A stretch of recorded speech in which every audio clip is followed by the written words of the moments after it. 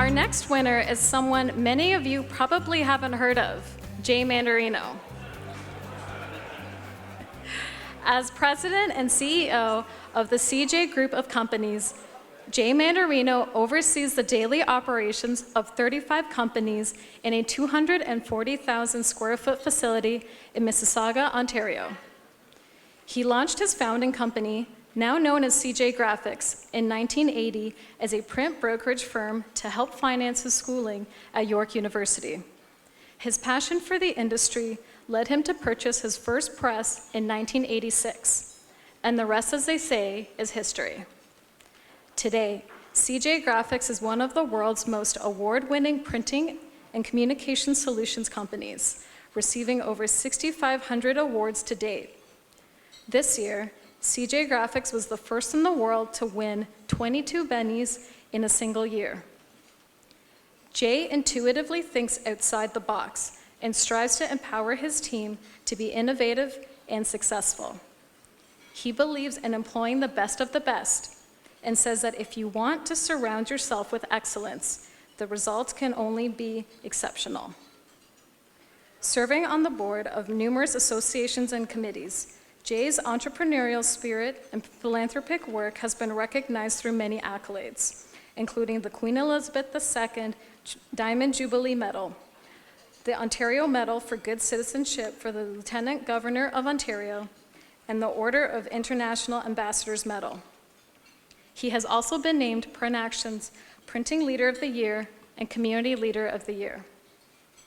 In 2008, Jay established CJ's Skate Park, one of the world's largest not-for-profit indoor skate parks, which supports children of all ages and abilities, including at-risk youth and those with special needs, a cause that is near and dear to his heart. Please welcome John A. Young Lifetime Achievement winner, Jay Mandarino.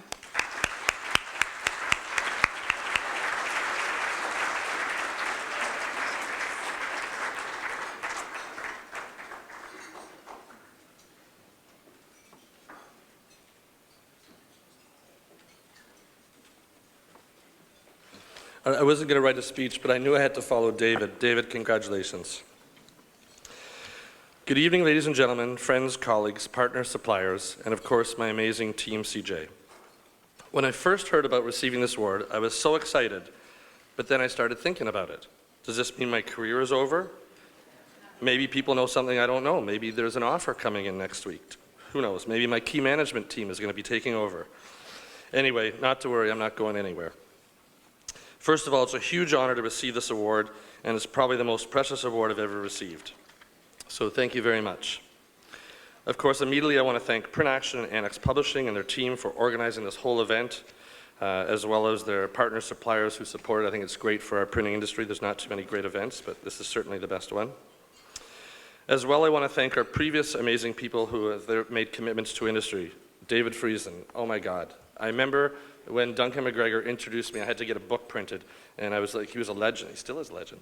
He's actually 120, I guess, but he doesn't look a day over 50. But what he's done for books in Canada and the world is amazing. You can go anywhere in the world and people know Friesen printers, so his amazing accomplishments, I salute you, David, and your team. Wow, 40 years since I started and invested in this industry. What the heck was I thinking? Anyway, it's, we all love this industry. We got bad days and good days. But it's an amazing industry. We're using our brains, we're using everything. It's incredible. You're making something at the end of the day, which a lot of people don't get to do. I'm blessed by having an amazing team that I work with every day. Tonight, I've got Dave Adams, Leslie Smith, and Leslie's wife, Marilyn, who've been with me 28 years. It's been a huge roller coaster ride. I'm sure I've driven them crazy many times. They know what I'm talking about. As well, the most important person in my life, of course, is my amazing wife, because happy life, happy wife. Get a few brownie points for that. And of course, my late parents who passed away from cancer, they were amazing. They never gave up on me, and they sacrificed so much, so I owe so much to them and their great sense of humor. It's funny, I had to give a talk a few weeks ago on some of the things that I've been doing outside of printing. So I thought I would share some of those with you because you may not know about them. So last year I became a partner of the TDSB, For those of out of town, that's the Toronto District School Board. That's a big organization. To get approved, you have no idea. I had to do fingerprints, I had to do police checks. It's unbelievable. It took 6 years to get approved for me to be able to talk for free at a high school every week. I mean, it's just bureaucracy, but it's great. I talk about skateboarding, and I tie printing into it because we're going to have a challenge finding people to run machines in the future. So I'm trying to empower students and talk about all the benefits of printing and skateboarding. So it's pretty cool. As I always tell people, we have to all work together. The industry is getting smaller, and it's really a partnership and sharing and working together as an organization.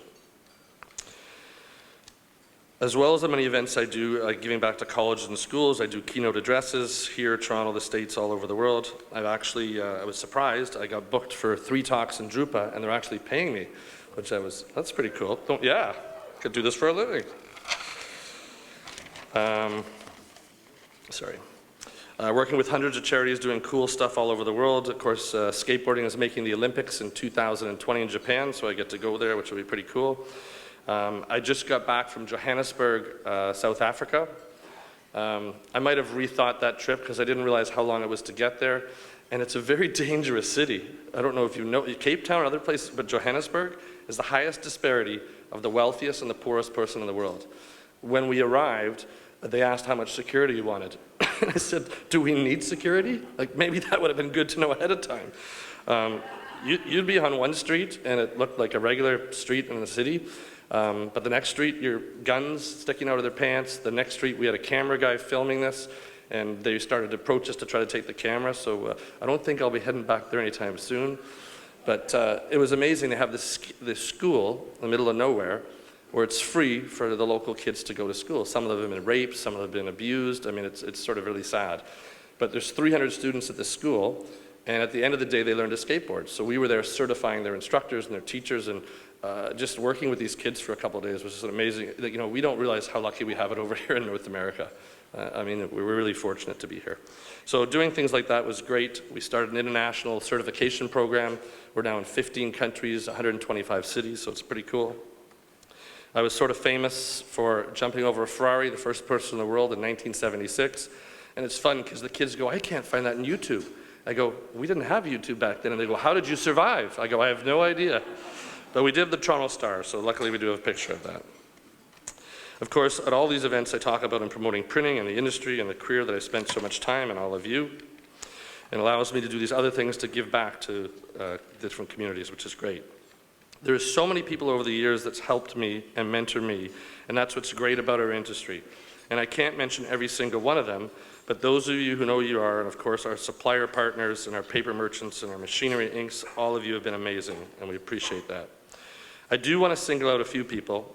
Duncan McGregor at Arthur's Jones, he was amazing. He was the first one who won awards in Canada besides Friesen, and what he did for high-end quality printing was phenomenal.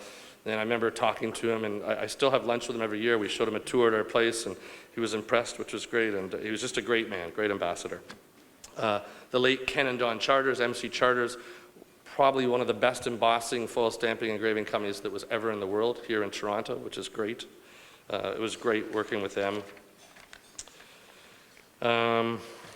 Just lost my spot, sorry. But if I was to single one single person, it would be Dick Cohenhoven from Hemlock. And of course, we lost him 2 years ago. Dick was an amazing, and some of his team are here today from Vancouver, congratulations. One of the best ambassadors for our industry. If you ever got a chance to meet him, he was just the most humble man, so passionate about printing, and he was just, you could call him up, he'd help you, he's just incredible. And the whole team has followed his son running the organization now. It's a great team.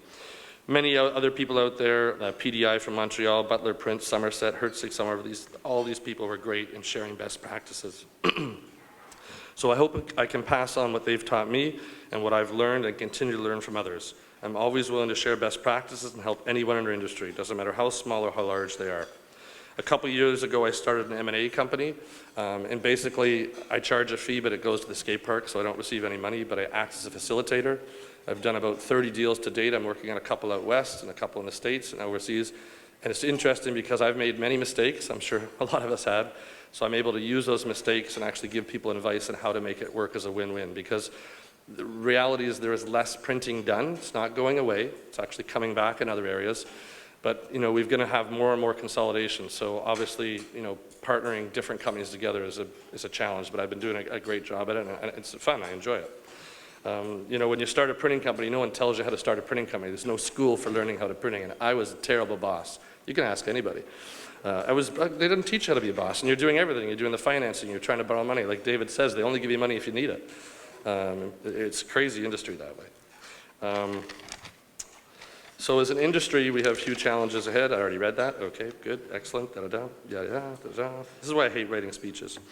But we are seeing a huge insurgence with embellishment, enhancements, and people want to look at things and touch things because we are human after all.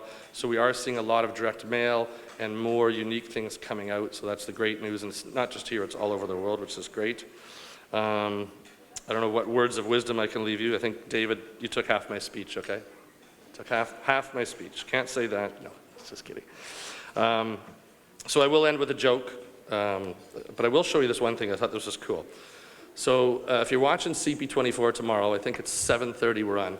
So these are called fingerboards, otherwise known as tech decks. And kids use them to practice to do tricks. And it's pretty cool. It actually simulates a real skateboard. It's got real grip tape, real wheels, real trucks, and actually moves like a real skateboard. And they made them for us for CJ Skate Park, which is pretty cool.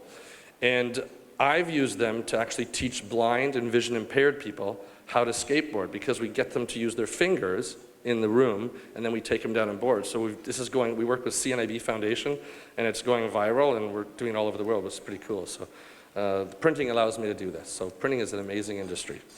So I'll end with one joke. It's called the Pope joke. If you've seen me before, you've probably already heard this. It's one of my favorite because it's one of the cleanest jokes you can tell in a crowd these days. So this is actually based on a true story many years ago. Up in Downsview, the Pope came over. He did his speech, addressed, 100,000 people. For our Americans friends, that's 20,000 Americans. And this is an added joke. I just threw it in. So after his speech, there was a limousine there ready to take him back to the hotel. And he said, in a Polish accent, he says, I can't do a Polish accent, I apologize. He says, I want to drive. Everyone's always driving me. I would like to drive.